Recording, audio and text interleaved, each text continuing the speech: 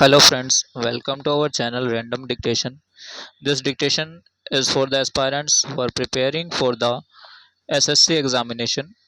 SSC is Steno Grade C and D. So get ready. Start. I should like now to make a few observations on the budget. This budget marks a turning point in the history of our country. It is no use attempting, as some of my friends have done, either to deprecate the budget very strongly or to suggest that we are not witnessing a new revolution in our methods of fiscal training and technique. I want it to be quite clearly pointed out to my friends that we are now facing the lean years of Indian finance. Hitherto, we had revenue surpluses which were a form of public saving and which were meant to be utilized for capital development. Hereafter, this form of revenue surplus would not be available. We have therefore to find out ways and means of implementing our great program of national reconstruction at minimum cost. My point is that the deficit on a revenue account would be of the order of about rupees 19 to 20 crores. Here, let me point out that I do not agree with those of my friends in the finance department who have attempted to suggest that rupees 9 or 18 crores which are obtained from Pakistan should be put to the revenue side of the budget.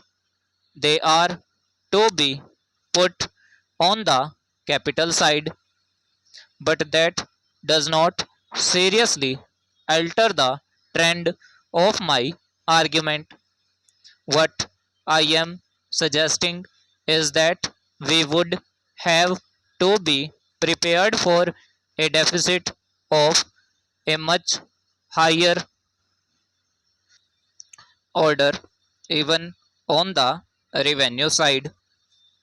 That itself should make us realize that there are very many problems which we have to face and that we have to undertake ways and means of increasing the resources of our country so that it might be possible for us to have a greater amount of surplus or a greater amount of public saving for the purpose of financing capital development.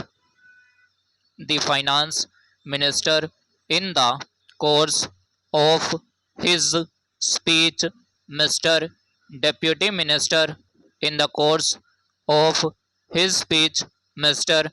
Deputy Minister pointed out that the deficits during the past 2 years were of the order of rupees 83 crores. I venture humbly to disagree with him because I feel that when we are talking of deficits, we must take into account the overall deficit incurred by the central government, and that would be of the order of rupees 200 crores during the years of relatively light expenditure. We had a shortfall of about rupees 200 crores. Undoubtedly, now when we are going to have a very great amount of expenditure, we might have a greater amount of deficit, and we would have to find out ways and means of trying to meet our capital expenditure. Some members have pointed out that deficit financing is good, others have pointed out that it is poison. One honorable member who preceded me pointed out that it could be taken like a tonic. Now, I am not willing to enter into the merits of deficit financing or demerits of deficit financing in an academic spirit. The time has now come when we should face realities. I do suggest that we have to indulge in deficit financing because without indulging in deficit financing, it would not be possible for us to indulge in capital expenditure on such a large scale.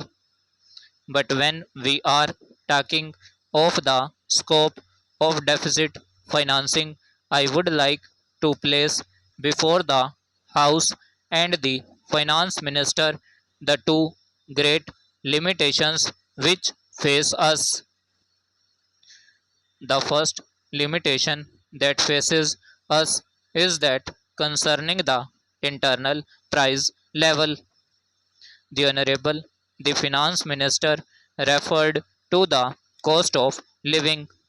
He said that he was going to keep a watch over the cost of living so that it may not shoot up within a short period and make a mess of the plans of capital development.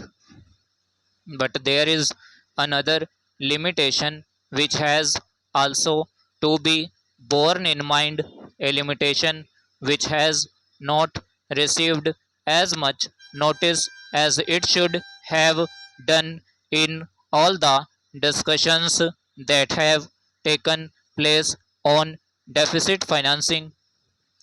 That limitation is the external limitation or the limitation which arises on account of our balance of payments position. I think this is as important, Mr.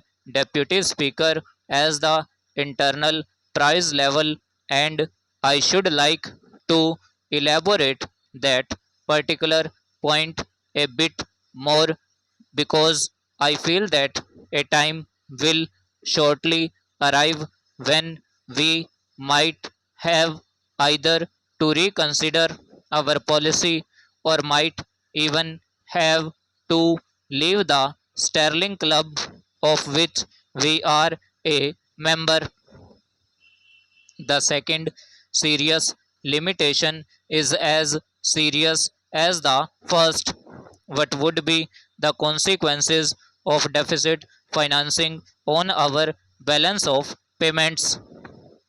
The finance minister, in his budget speech, points out that so far as the balance of payments position is concerned, they have now, whether it is by accident or design, a favorable balance, and they have contributed about rupees 63 crores to the dollar pool during the past 6 months.